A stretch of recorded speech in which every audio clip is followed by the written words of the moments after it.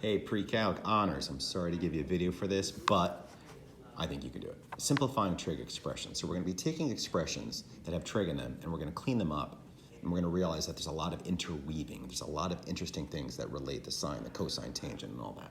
Before we get into that, though, let's refresh the 6 functions and how they can all be written in terms of sine and cosine. Obviously, sine is just sine, and cosine is just cosine. Hopefully you remember that cosecant was the reciprocal of sine. So we could rewrite cosecant as 1 over sine. Hopefully you remember that secant was the reciprocal of cosine.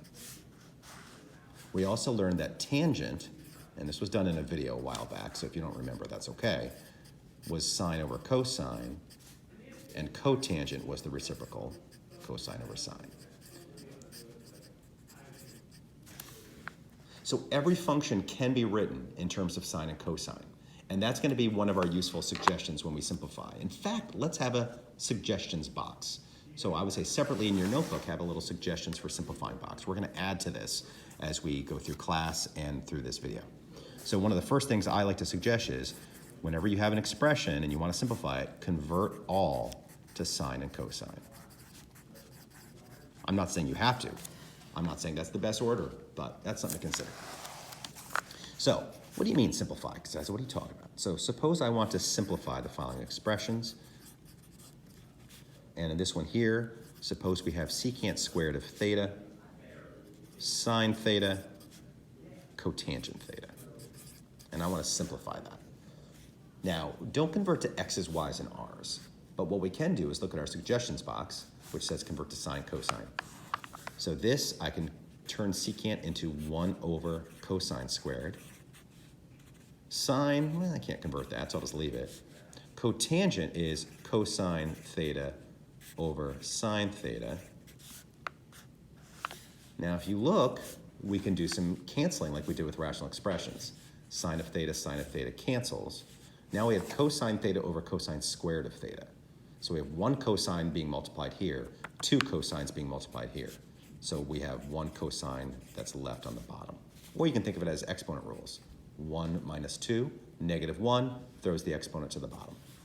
Now, 1 over cosine, that's great, but I think I can go further.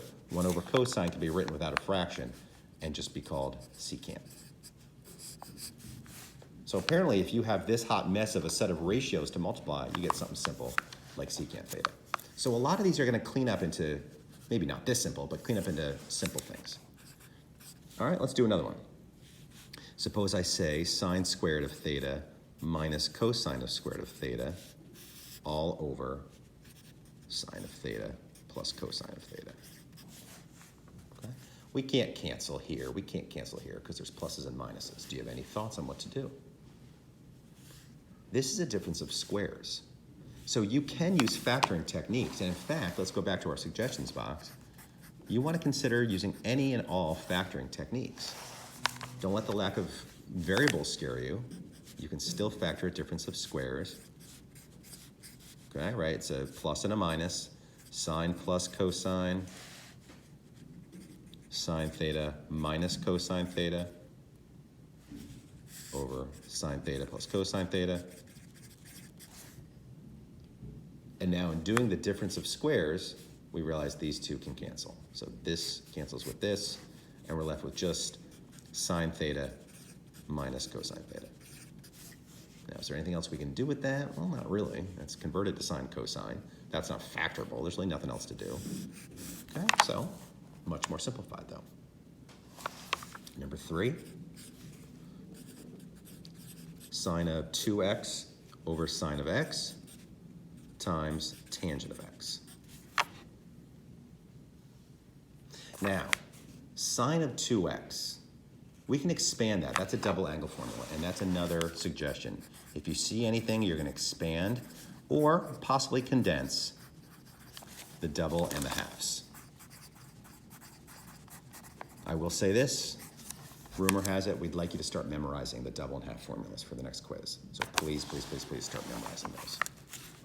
Okay, so I can convert sine of 2x into 2 sine x cosine x over sine x.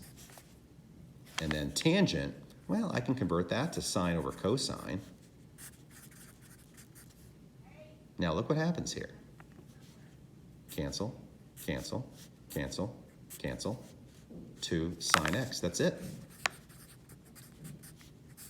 So trig functions are kind of fun. Clean them up and they turn into something pretty often. All right, let's see here. Now let's do this one here. Tangent of theta minus tan theta secant theta over sine theta secant theta minus sine theta. Now when we look at our suggestion box, there was nothing to expand.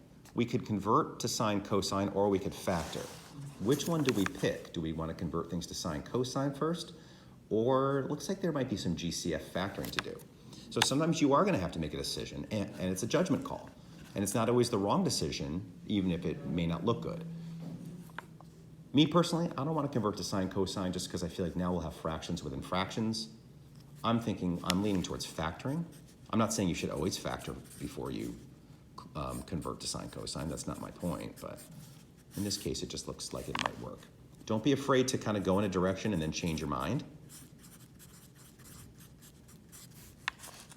Okay, so I factored out GCFs on the top and the bottom. Do you remember what happens when you have 1 minus secant over secant minus 1? Okay, that becomes -1. So we now have negative tangent theta over sine theta. Now I'm going to keep change flip, and I'm going to convert tangent. So that's negative sine theta over cosine theta times the reciprocal of sine over 1. Sines cancel. We're left with -1 over cosine theta. But hey, that's the reciprocal of secant theta. Pretty interesting that this huge mess is the same thing as just negative secant theta. All right, so hopefully I've given you all the important skills to start the homework. I have one more to talk about real quick. What if we have something like this?